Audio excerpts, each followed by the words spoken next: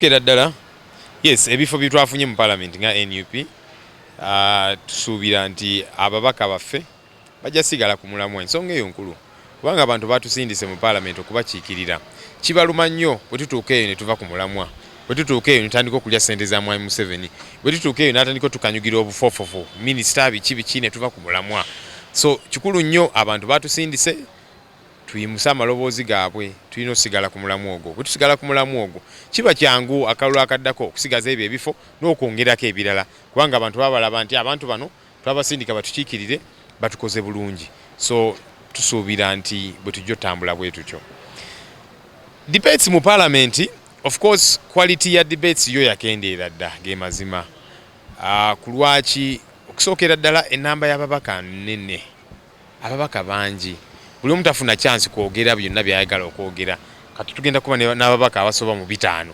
kitegeeza nti kati buli mubaka mu dakiika nga 2-3 okwogera byayagala okwogera abaye akatandika ate abangi tebasobola na kusamarizinga abaye akatandika okwogera ne bamutemako so kizibuzibu ekyo kubanga bayitirivu ate oluusi mwattu mwembi ne orientation tekolebwa bulungi naye katusuubire nti ng'eggwanga bale tulekera okwongera ennamba z'ababaka tuli bangi ababaka bangi omusolo gw'omuntu wa bulijjo gwe gwonoonebwa ku nsonga eyo naye ne debate tezivaayo bulungi naye okusingira ddala nze nzikiriza kubanga abamu bagenda bagamba nti kakati ababaka abamu tebamanyi luzungu bulungi tebajja kusobola ate kwogera bulungi nze nno okubeera debate omulungi tekyetaaga nnyo na kumanya luzungu lwa kitalo naye kasita obanga oli ku sayidi y'abantu ensonga ezinyigiriza abantu ba bulijjo ozimanyi oba ojja kusobola okuyimusa amaloboozi ago kinewakubadde tomanyi luzungu nnyo naye kasita obanga ebiruma abantu obimanyi oli ku sayidi y'abantu oba osobola okuyimusa amaloboozi g'abantu of course nga NUP fe abasinga okubeera n'ababaka aba opposition so omukulembeze waffe amateeka gagamba nti kati president w'ekibiina ekyo president Kyagulanyi kati yaba alonda lead of opposition honorable Kyagulanyi akola ne team so team ejja kutuula kuwayamuko kulaba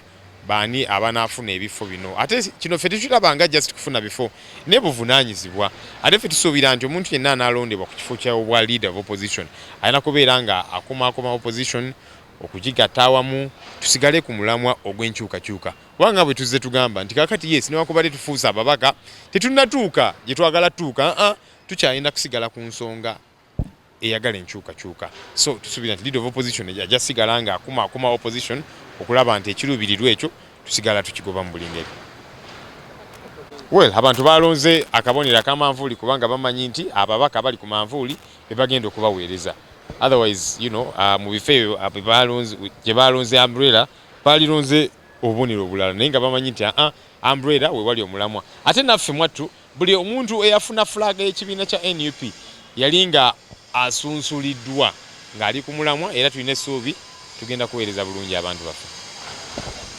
First of all, the majority of the members of parliament of the 11th parliament, I don't know them.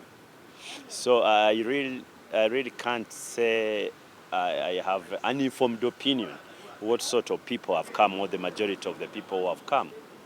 I only hope, other than the few I know who may not be so exciting, except for comedy purposes, the other colleagues are going to be serious people who will do their research, who have got the capacity to appreciate the national problems and their responsibility and role as members of parliament. So I only hope for the best. FDC performed in a more likely.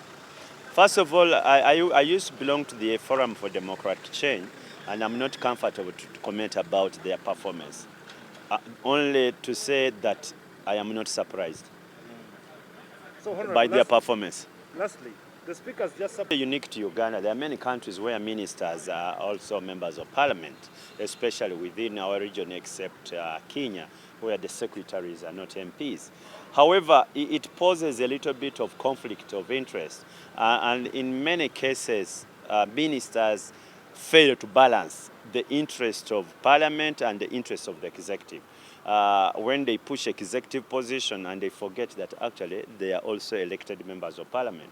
So it depends on the people who have been elected. How can they balance both interests? Because if you are a member of parliament, your loyalty is to your constituents and to the country.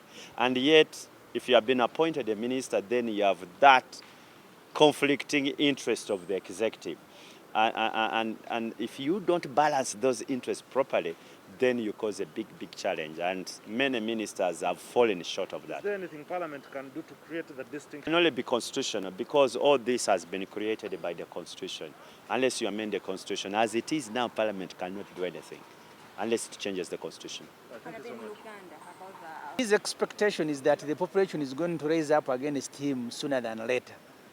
So that's why he doesn't want the population to use the main platform, the main traditional media or the social media to organize and mobilize itself.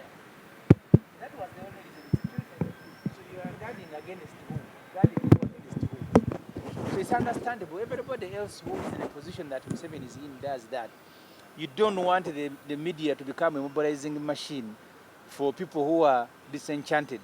So one way of killing that mobilization against you is to disconnect them. So there is no media, you don't speak to one another, because collectively, a population like they have done in Libya, in Egypt, in Sudan, collectively in Zimbabwe, a population can, without guns, overthrow a regime. So one way of stopping that from happening is to make sure they don't communicate to each other. It happened in Iran. The 1979 revolution that ended Shah's rule in Iran took much longer than it should have taken, because the communication was inhibited. People are not speaking by cassette. So that's what Museveni is trying to do as he buys more time in office. Make sure people don't speak to each other. You saw him when he was returning from Rwakitura, there were crowds to receive him. I left Wakiso after I was declared a winner. Even the food I prepared, they stopped people from eating it, that you are gathering people. So when this Museveni gathering them, it is not a security problem.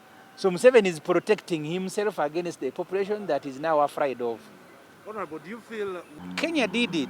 All the cabinet secretaries are not members of parliament. There was a proposal here by the Honorable then, Major General Mugisha Muntu and Onapito Ekomolot Francis. But Mr. Museveni and a number of NRM MPs rejected it. The proposal was to amend the constitution to stop MPs from becoming ministers, or if they choose to do so, to resign when they are appointed. But they rejected it. I still think the way we function, cabinet will sit in the morning, and then you have 80 of them coming in parliament to influence. Sometimes there are more than MPs attending. So it becomes like another cabinet meeting in parliament. It's the good way to go, that you stop MPs from wanting to be ministers and also to be ministers. It will help parliament.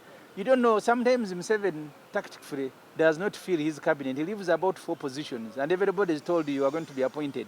So they are there every day behaving in a manner that will endear them to Museveni to be appointed.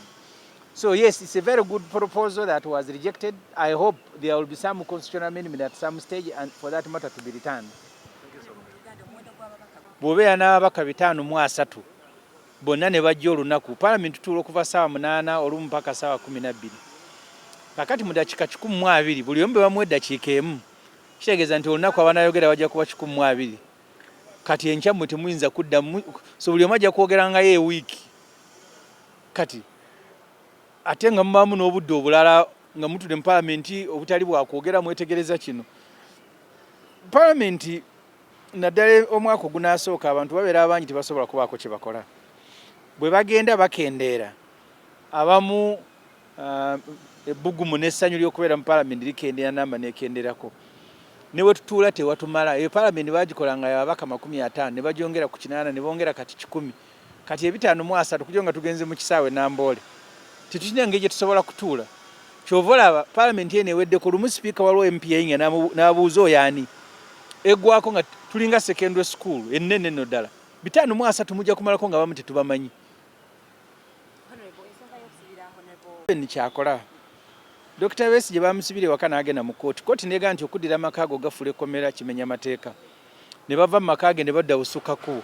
Nga buli wava ewaka bamubaka ne bamutwala e Naggalama. obwe bulamu Besigye bwe yawangaala okumalira ddala omwaka nga mulamba. Honorable Kyagulanyi sirabayo nti agenda kuwangaala obulamu bulala. Museveni ali mu kutya kw'otannalaba. So buli mulundi yalowooza kulwa abamuvuganya kubateekerawo misanvu ne bw'anaakuta. Waliwo ono twabeeranga Lord Mayor Erias Lukwago ne Besigye ne baba bagenda ku mikolo waabwe gya kika kubeerako patrol nga mukaaga ezigoberera. So bwe bulamu kasita gavumenti abantu bagikoowa etandika okulaba nga abagenda ogisuula enkeera buli lunaku ebeera mu kusibira kati Museveni akwatibwa nsonyi kusibira abantu mu makomera kyovala nga abasibira waka. I think that if anything it facilitates service delivery because of the interaction between the members and the capacity to work on both sides. For instance, if the minister comes to the house, I can tell them that item ABCD has not been handled. He should go back to the office and probably deal with it. So for me, it's not a problem. It's not. Honorable Speaker, the meeting to discuss... Maybe the meeting failed because the first meeting after the general elections, the House has not been in session. But I expect that next week, more members will be present. I think it was a one-off. I'm not worried. This continuous challenge of absenteeism. When the laws to reduce the quorum, maybe we could just reduce the quorum of the members who need to be present. Yes, we could do that. For their induction, maybe we're not prepared for their offices because we don't have them yet. The chamber is also not yet ready. So for now, I think we may begin by sitting in the tent because of the COVID pandemic, we're not allowed to sit in the main hall, in the main chamber of the House. But we shall adjust. We shall adjust. But that's in June.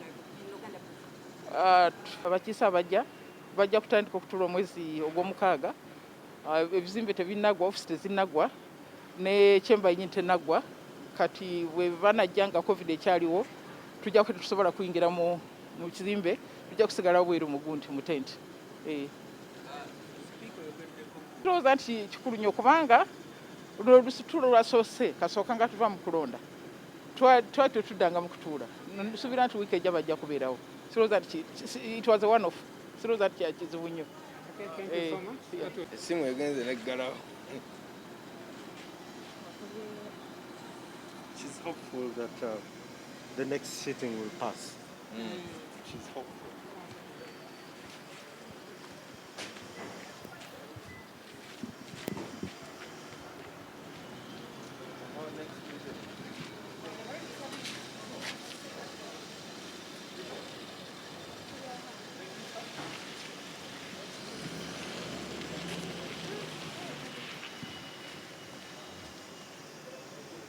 Postman, we're here to interview.